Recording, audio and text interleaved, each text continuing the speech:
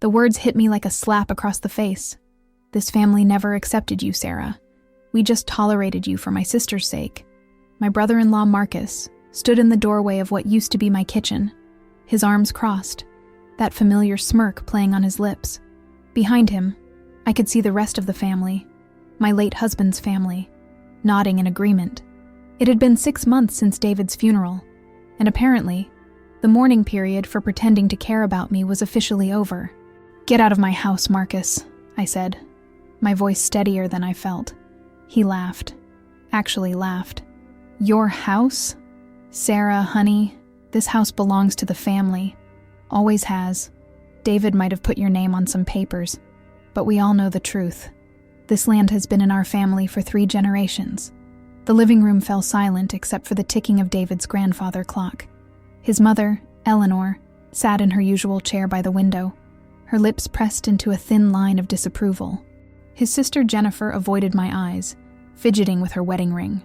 Even the cousins who used to joke around with me at family barbecues now looked at me like I was some kind of intruder. "The truth?" I repeated, feeling something cold settle in my chest. "You want to talk about truth? Face it," Marcus continued, warming up to his audience. "You were a waitress from the wrong side of town. David felt sorry for you. We all did. But charity has its limits, and frankly, we're tired of pretending you belong here." I looked around the room at these people I'd called family for 8 years, people I'd cooked Thanksgiving dinner for, whose children I'd babysat, whose problems I'd listened to over countless cups of coffee at this very kitchen table. The same people who now looked at me like I was nothing more than an unwelcome guest who'd overstayed her welcome. "Is that what you all think?" I asked, my voice barely above a whisper. Eleanor finally spoke, her voice sharp as winter wind. "We think it's time you moved on, dear. Found yourself a nice little apartment in town. This house, it's too big for just one person. Too expensive to maintain. The family could put it to better use." "Better use," I repeated. "I see." Marcus stepped closer, his confidence growing. "Look, we're not heartless. We'll give you a month to pack up and find somewhere else. We might even help with the moving costs. But this house, this land, it belongs with blood family. That's just how it is." I stood there in the silence that followed, feeling 8 years of memories crashing over me. David proposing to me in the garden, our wedding reception in the backyard, the nights we'd spent planning our future, talking about the children we'd have, the life we'd build together on this land. But what they didn't know, what none of them knew, was that David had told me everything before he died. Everything about the family, everything about the land, everything about the truth they'd been hiding for so long. "1 month?" I said finally. "1 month," Marcus confirmed, looking pleased with himself. I nodded slowly, then walked to the mantelpiece where David's picture sat next to a small wooden box. I picked up the box, feeling its familiar weight in my hands. "You know what, Marcus? You're absolutely right about one thing." He raised an eyebrow, suspicious but curious. "It is time for the truth to come out." That night, after they'd all left, I sat in David's study with a cup of tea growing cold in my hands. The wooden box lay open on the desk in front of me, revealing the contents David had shown me just weeks before his heart attack. Old documents, letters, and a key I'd never seen before. "If anything ever happens to me," he'd said that night, his face pale and drawn, "you need to know the real story about this land, Sarah. The family. They don't know everything. They think they do, but they don't." I picked up the first document, a deed dated 1923. The name at the top made my breath catch.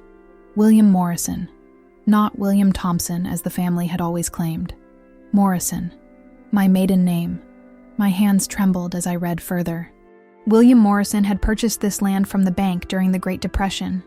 He'd built the original farmhouse, cleared the fields, planted the first crops, and according to this document, when he died in 1945, he'd left everything to his only son, Robert Morrison, my grandfather, the grandfather I'd never known, who'd supposedly abandoned the family when my father was young.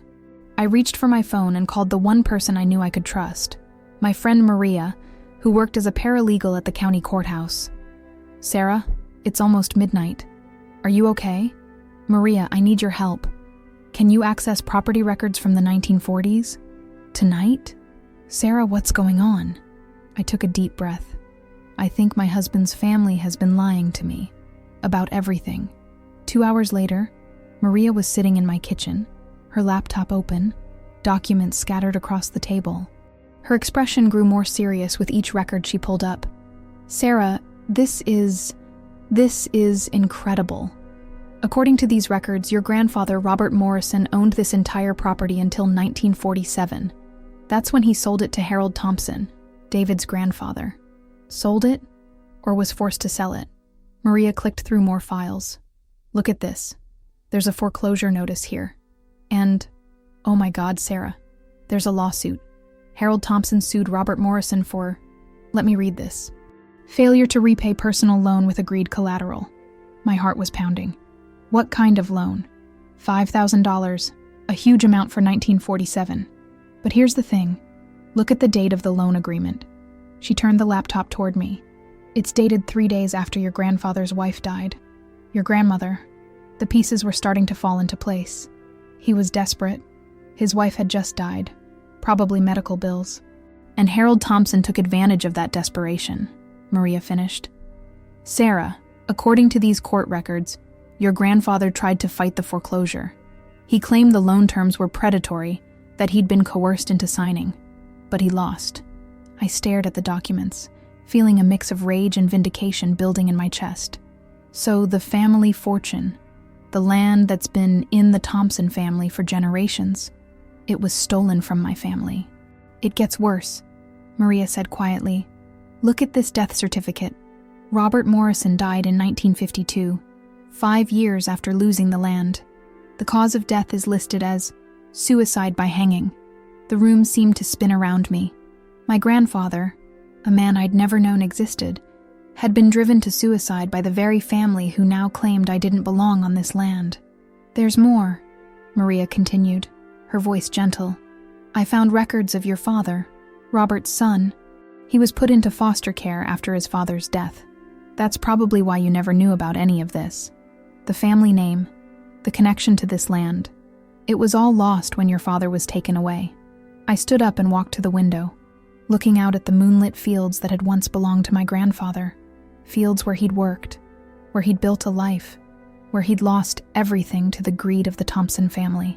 David knew, I said finally. Before he died, he was going through his grandfather's papers. He must have found something. Did he say anything to you? I nodded, remembering his last words to me in the hospital. He said the family had secrets. He said if anything happened to him, I should look in his study. He said, I paused, the memory hitting me like a physical blow.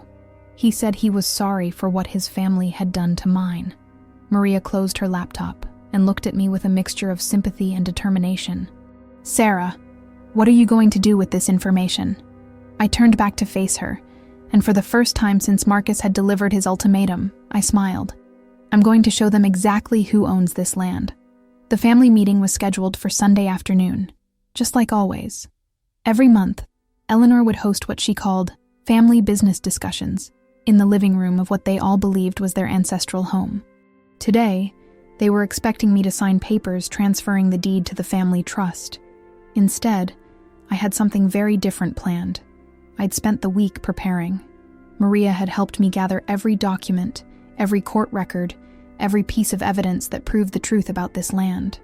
I'd also made some calls to people who might remember the old days, and what I'd learned had made my blood boil even more. They arrived right on schedule. Marcus swaggered in like he owned the place, which, ironically, he believed he did. Eleanor followed, her disapproval radiating from every pore. Jennifer brought her husband Tom, and even some of the cousins had shown up for what they probably thought would be my final humiliation. Well, Sarah, Eleanor said, settling into her chair, I trust you've had time to come to terms with reality. Moving can be stressful, but it's for the best. Actually, Eleanor, I've learned quite a lot about reality this week. About this land, about this family, and about the truth you've all been hiding. Marcus laughed. What truth? Sarah, you're being dramatic. This is simple property law. Family land stays with family. You're absolutely right, Marcus. Family land should stay with family. I walked to the mantelpiece and picked up a thick folder. which is why I'm not going anywhere." The room fell silent. I could see confusion flickering across their faces. "I don't understand," Jennifer said quietly. "Let me explain." I opened the folder and pulled out the first document. This is a property deed from 1923. It shows that this land was originally purchased by William Morrison, my great-grandfather. Eleanor's face went pale. That's impossible." "Is it?" "Because I have the court records from 1947 showing how Harold Thompson, your father, Eleanor, foreclosed on my grandfather Robert Morrison after tricking him into a predatory loan agreement." I pulled out more documents, spreading them across the coffee table. "I have witness statements from people who remember what really happened. How Harold Thompson waited until my great-grandmother died, then offered my grieving grandfather a loan with impossible terms. How he used that loan to steal this land." Marcus was on his feet now, his face red with anger. "This is ridiculous. You can't just show up with some old papers and claim what? That your family built their wealth on theft? That your ancestral home was stolen from mine?" I pulled out the final document, the one that had taken me days to locate. "This is the suicide note my grandfather left before he hanged himself in 1952. Would you like me to read it?" The silence in the room was deafening. He writes about losing everything to Harold Thompson's greed, about watching his son, my father, being taken away to foster care, about how Harold Thompson had promised the loan was just temporary help, then used legal technicalities to steal everything. Eleanor's voice was barely a whisper. We didn't know." "Didn't know?" "Eleanor, I found letters in Harold's own handwriting, discussing how he'd acquired the Morrison property for a fraction of its value. Your father knew exactly what he was doing." I looked around the room at their shocked faces. "My grandfather died believing his family would never get justice. My father grew up in foster care, never knowing he had a rightful claim to this land. And I grew up poor, never knowing my family had once owned one of the most valuable properties in the county." Tom cleared his throat nervously. But even if that's true, it was so long ago. The statute of limitations would apply if this was about getting the land back," I said with a smile. "But it's not. You see, David knew. Before he died, he'd discovered the truth about what his grandfather had done. And David was a good man. He couldn't live with the knowledge that his family's wealth was built on destroying mine." I pulled out one final document, one that made Eleanor gasp audibly. "This is David's will, the real one, filed with his attorney 3 weeks before he died. In it, he leaves everything, the house, the land, all of it, to me. But more than that, he includes a provision that if his family ever tries to contest my ownership or force me to leave, the entire truth about how the Thompson family acquired this property should be made public." Marcus sank into his chair, the fight going out of him. "David also left instructions for me to use the family trust fund, you know, the one built on the profits from my grandfather's stolen land, to establish a scholarship in Robert Morrison's name. For children from foster care who want to study law." The irony wasn't lost on anyone in the room. "So you see," I continued, "you were right about one thing, Marcus. This land should stay with family. It's staying with the Morrison family, where it always belonged." 6 months later, I stood in the same living room, but everything had changed. The walls that had once displayed Thompson family portraits now held pictures of the Morrison family I'd never known, including a photo of my grandfather Robert that I'd found in the County Historical Society's archives. The lawsuit the Thompson family had threatened never materialized. Once the truth came out, their attorney had advised them that pursuing any legal action would only result in more public embarrassment and potential criminal investigation into Harold Thompson's fraudulent loan practices. Eleanor had been the first to break. 2 weeks after the confrontation, she'd appeared at my door with tears in her eyes and a box of letters she'd found in her father's effects. "I'm so sorry, Sarah," she'd whispered. "I never knew. Papa told us he'd bought the land fair and square from a man who couldn't pay his debts. He never told us about the suicide. The letters had been devastating to read. Harold Thompson had documented his manipulation of my grandfather with the cold calculation of a predator. He'd waited for the most vulnerable moment in Robert Morrison's life, then struck with surgical precision. Jennifer had been the next to apologize. She'd brought her children, my husband's niece and nephew, to help me plant a memorial garden for Robert Morrison. Uncle David would have wanted this, she'd said as we worked in the soil together. He always said family was about more than blood. Even some of the cousins had reached out, expressing their horror at learning the truth about their family's legacy. A few had even contributed to the Robert Morrison Memorial Scholarship Fund, trying to make amends for their ancestors' crimes. Marcus, predictably, had been the holdout. He'd left town 2 months ago, unable to face the shame of what his family had done, or the reality that the woman he'd tried to humiliate now controlled everything he'd thought was his birthright. But the real victory wasn't in their apologies or their guilt. It was in the letter I'd received last week from the first recipient of the Robert Morrison Memorial Scholarship, a young woman named Lisa, who'd aged out of foster care and was now studying law at the state university. "Mrs. Thompson," she'd written, "I never knew my grandfather, but I know he'd be proud that his name is helping other kids like us get a chance at justice." I was reading that letter again when I heard a car in the driveway. Through the window, I saw Eleanor getting out of her sedan, moving slowly in the way she had since learning the truth about her father. "Sarah?" she called as she knocked on the door. "May I come in?" I opened the door to find her holding a small wooden box, similar to the one David had left me. "I found this in Papa's study," she said, her voice heavy with emotion. It's the rest of Robert Morrison's belongings, the things Papa kept after he took the land." Inside the box were photographs, letters, and a small silver locket. The photos showed my grandfather as a young man, working in the very fields I could see from my window. The letters were from my grandmother, talking about their dreams for their son, my father, and the life they wanted to build on their land. The locket contained a picture of a little boy I realized must be my father. "He kept these?" I asked, my voice thick with emotion. Eleanor nodded, tears streaming down her face. I think part of him knew what he'd done was wrong. But he was too proud to admit it, too afraid of what it would mean for our family." I looked at the woman who had once demanded I leave what she thought was her family's home. The woman who had looked at me with such disdain, such certainty that I didn't belong. "What happens now?" she asked. I considered the question. The easy answer would have been to tell her to leave, to ban her from the property that had been stolen from my family. It would have been justified. It would have been satisfying. Instead, I thought about David and what he would have wanted. I thought about my grandfather Robert, who had died alone and broken. I thought about my father, who had grown up never knowing his true heritage, and I thought about the choice between perpetuating a cycle of pain or breaking it. "Now," I said, "we remember, we tell the truth, and we make sure something like this never happens again." I gestured toward the memorial garden where Robert Morrison's name was carved in stone. "Your father took my grandfather's land, but he couldn't take his legacy, this scholarship, this garden, this truth. It's all part of making sure my grandfather's story isn't forgotten."